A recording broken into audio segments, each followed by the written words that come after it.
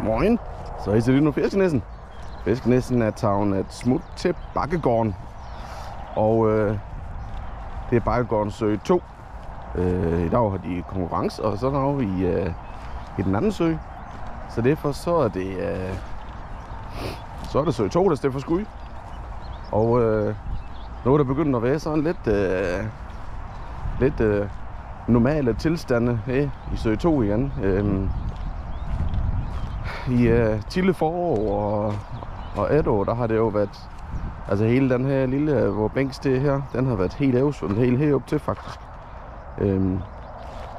Og det er blevet lavet om nu her, kan jeg se. Nu er det virkelig begyndt at forsvinde af vand herfra. Og det gør også, at man pludselig kan komme herud igen. Og faktisk har god mulighed for at komme helt ud og spidse ud og kaste. Og det er noget, jeg synes er ret lækkert.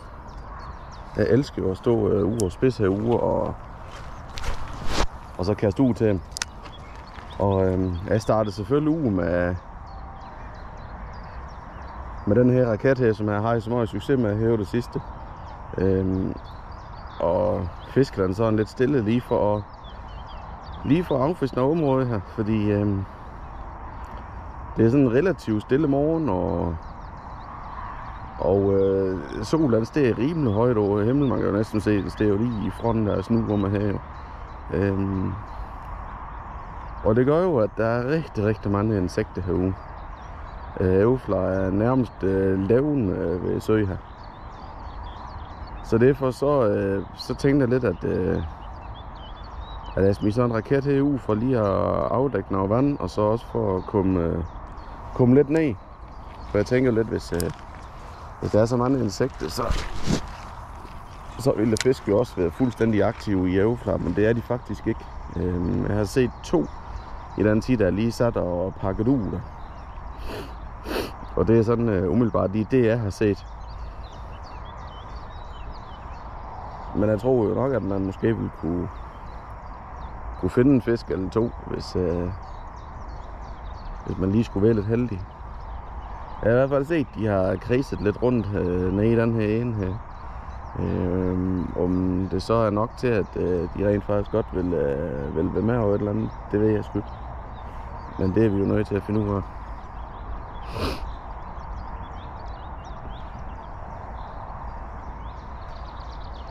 Men nu har jeg lige startet ud med sådan en raket her i hvert fald. Og man kan jo aldrig vide, hvad det er, de gerne vil, de her kære fisk. Jeg ved i hvert fald, at der er jo det sidste, der er blevet sådan rigtig mange fisk ude i sø 2. Så derfor tænker jeg ikke, at det er sådan helt skævt at bruge lidt fisketid her.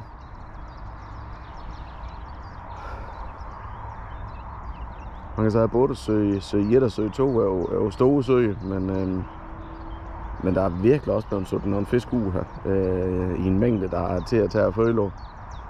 Så der er en stor koncentration af fisk. Og hvis man finder, hvad de gerne vil have, og man lige finder, hvor fisk de står henne, så kan man have noget sjov fiskeri her. Det kan det ende blive sjovt.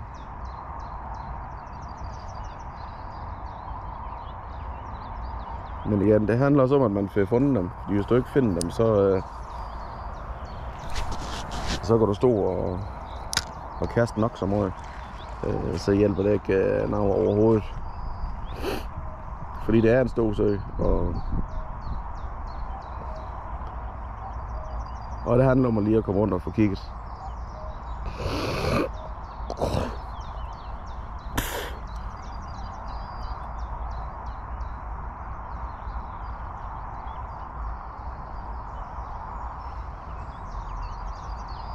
Da jeg kom ned til sø, der stod det en enkelt igen. Han stod nede i starten af sø, nede i hul ved 7. Og det er ikke et dumt sted at stå. Det er ikke et dumt sted at stå. Men jeg tror med jo et modsat sige. Så tager vi det her i pillet og pul.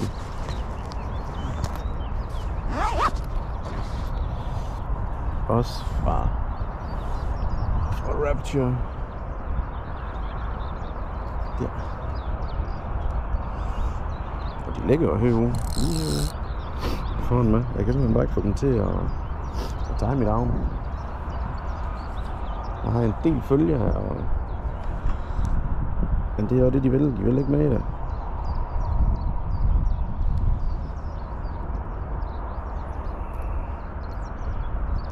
Så nu ser vi det her jo. At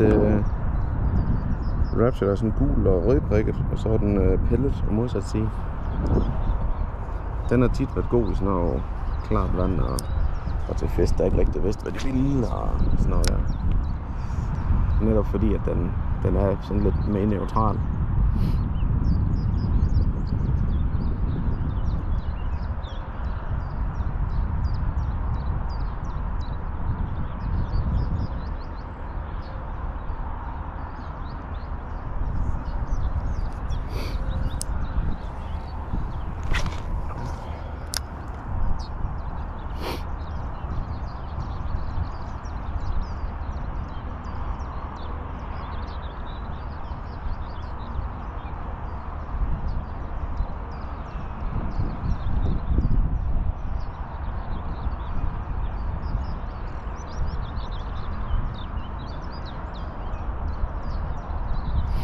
Jeg skal lige lave, for det er ikke sommer her, når solen den er væk der. På ingen måde.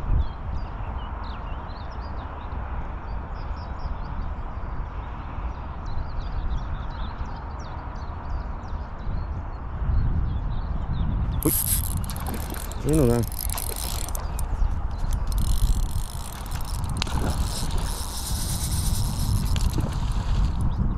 Så kan det godt lade sig gøre alligevel. Så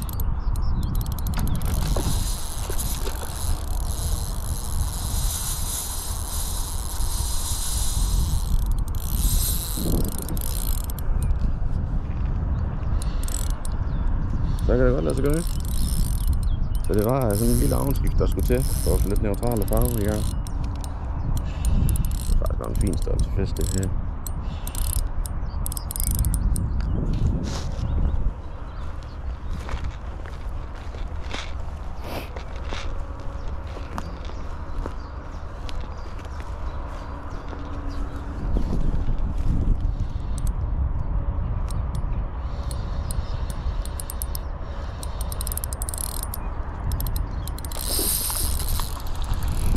Smager godt der. Hold op.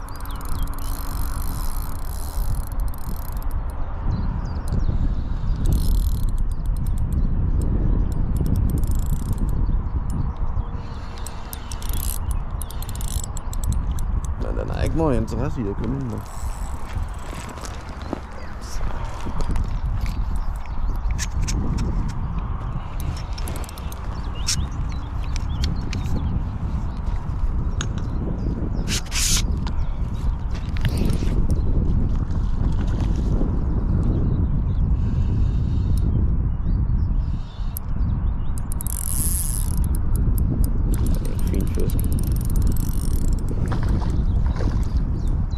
Ret pæn hal faktisk, kan jeg sige. Kommer det?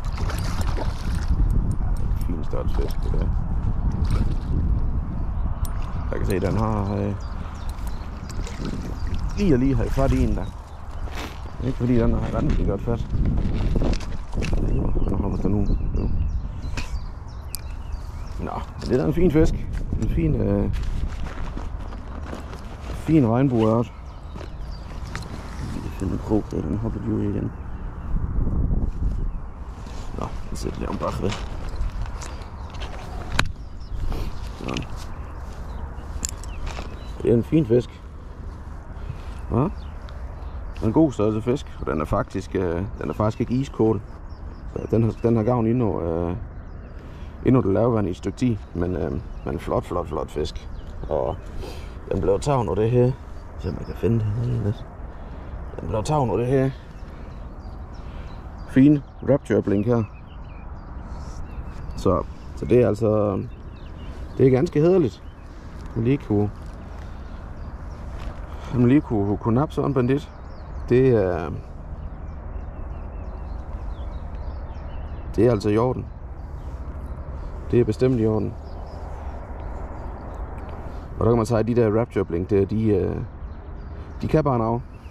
Så det er jo fedt, at vi lige kunne få bare en fisk til at snakke bare en enkelt igen.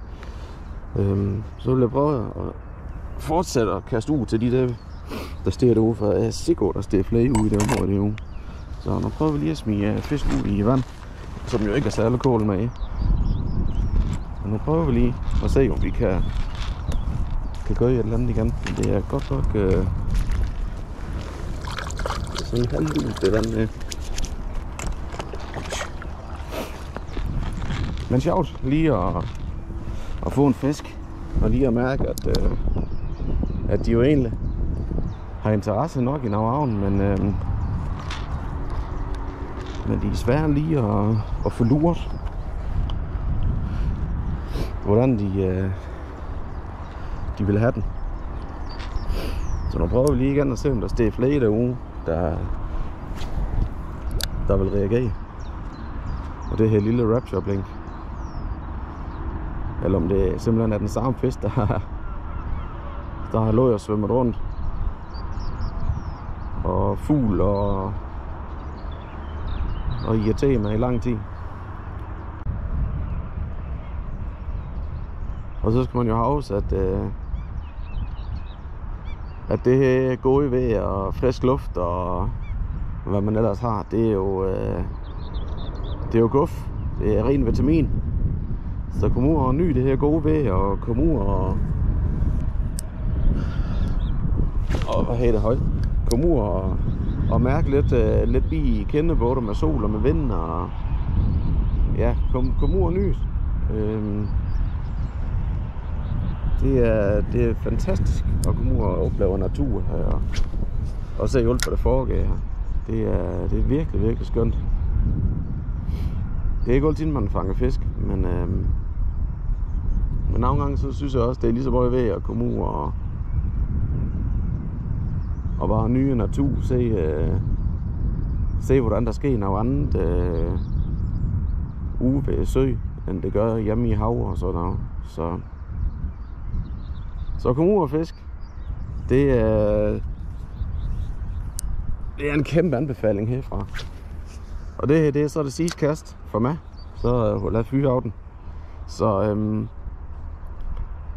tusind tak, fordi I så med. Og igen, jeg sætter kæmpe pris over, at I ser min video. Og I må hjertens gerne dele min video med venner og bekendte og jeres Facebook-side. Det sætter jeg også kæmpe, enormt, mega stor pris over, fordi jo mere det kommer ud, jo flere får set min video, og jo flere kan få en succes med at komme ud og fiske, hvis der er nogle tips og tricks, som de lige kan bruge, når de er ude. Så hjertens gerne del, så vi kan få så mange uger fisk som muligt, og få nogle folk til at fange nogle fisk. Det gør jo, at man bliver bidt af det. Så tusind tak, fordi I er med, og så må vi jo se næste fredag, hvad vi så gør, og finde nogle af sjove ting og sager. Så det var her fisk næsten i Bakkegården, Sø 2, med en enkelt fisk. Tak fordi I så med. Moin. Og det var fisk næsten.